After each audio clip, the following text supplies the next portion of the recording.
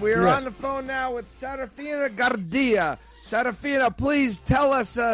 Please tell us your how to pronounce your last name properly, and how to get in touch with you or hear from you. Go ahead. On Twitter, Serafino. On Twitter. Buongiorno.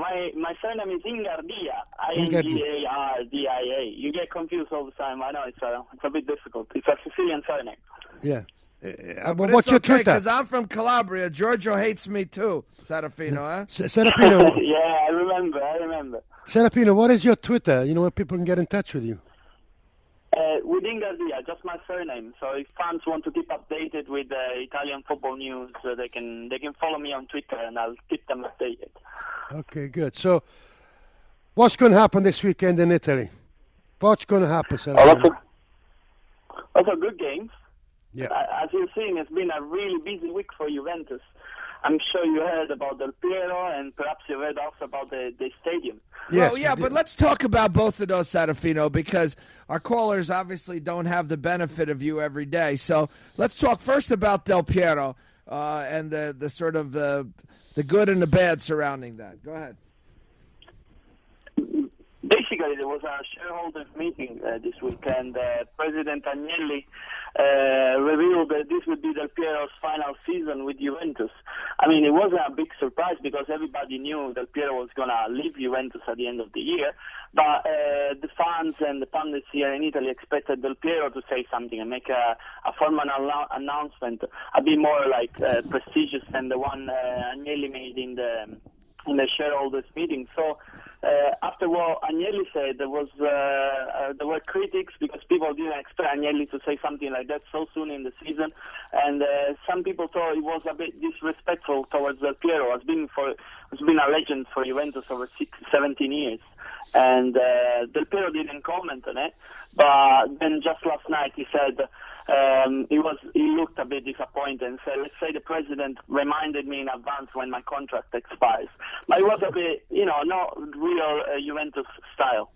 No, not at all, because I remember a story that I can't remember if it was Moji told me the story or Lippi told me the story, but they were all on the field, Bettega, Moji, Lippi during Lippi era, and Del Piero had said something in the papers that was sort of against the club, if you will. It had a little critical of the club, and he walked into training and they said, "What are you doing here?"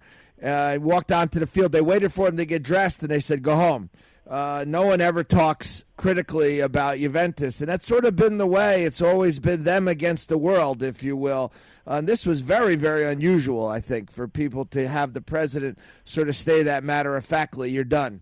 Yeah, that wasn't right. I think, that's been disrespectful to a player that's given his life 17 years playing for you. They could have waited the last, maybe even in January or February, to remind everybody this is your last year in your contract, or not to at make the beginning. Serafino, we have in America quite often, when a great player is retiring, Magic Johnson or Michael Jordan, Larry Bird, the people celebrate when he goes to that stadium, the final game away.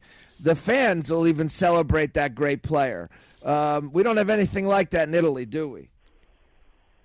Well, it should be like that in Italy too. I mean, when Maldini left Milan for the last game, there were big celebrations.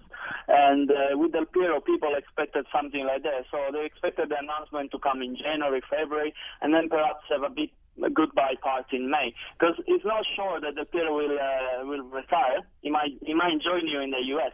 Mm-hmm. I'm sure you know about that. Because Del Piero's dream is to play in the MLS one day. So he might leave Juventus and join the MLS, or he might become a director. It just wasn't expected at this stage, and I think it was unnecessary. No, and Serafino, what I was suggesting a little different is that, of course, the home team, but in America, the away team. So the last time that Michael Jordan is going to play in New York, the fans of New York celebrate this great competitor. We don't have anything like that. No, in Italy, it's not really like that. No. No. I mean, I was if it going to was the say. last game and he played in San Siro, perhaps people would give him a standing ovation.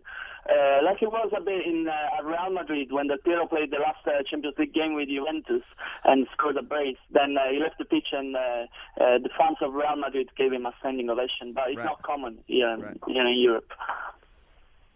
Georgie, go ahead, and then let's talk about the stadium in Torino. The beautiful new stadium. Explain the criticism there. Oh, crazy story, really Italian. Basically, authorities in Turin opened up an investigation into the construction of the stadium. In these investigations, Juventus will be a victim because basically it's alleged that the steel they use in the arena is not up to the code, to the standard. So Juventus apparently have been defrauded by the construction company. Now the issue was, is this stadium good enough? Is it built? Is it safe? And Juventus released an official statement saying that they checked everything, talked to the Turin City Council, and they can confirm that the structural security of the stadium is certain and there are no problems. But at one stage, you actually thought Juventus had to move and couldn't play the next game on Saturday night against Genoa in the new stadium. They had to move to the Olimpico.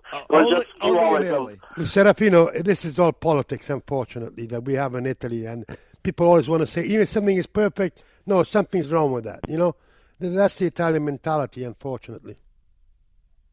All right, we lost Serafino, Georgie. Let's take a quick one. We'll be back after this. And we have Serafino on now again. Serafino, continue with the stadium discussion we had earlier for Juventus.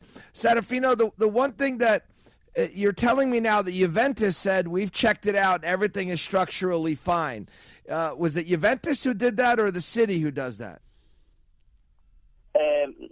As Giorgio said the words politics, I got cut off. Sorry, I missed half of the conversation. Well, Juventus did all the checks before the stadium was built, and they did it with the Turin City Council, so everything is fine.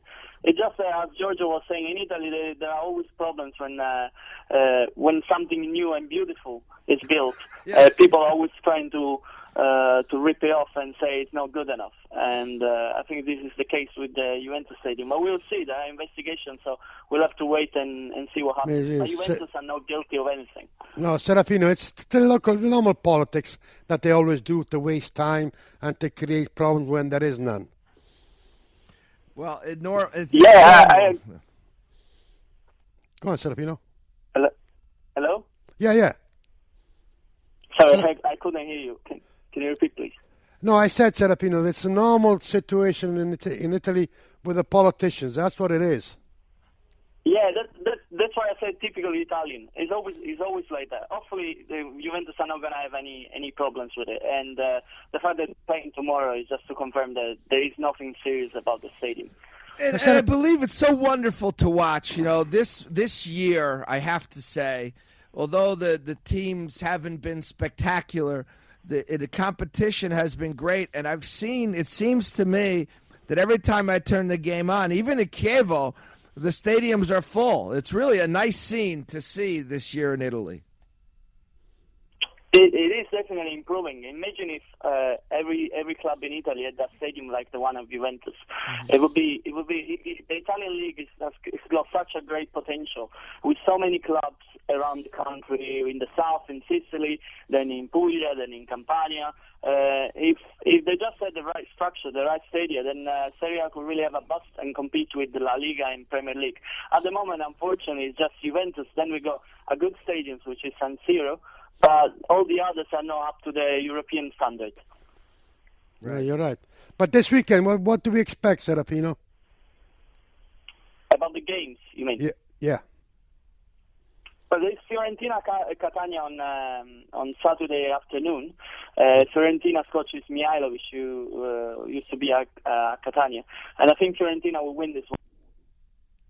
I think we lost Serafino again. All right.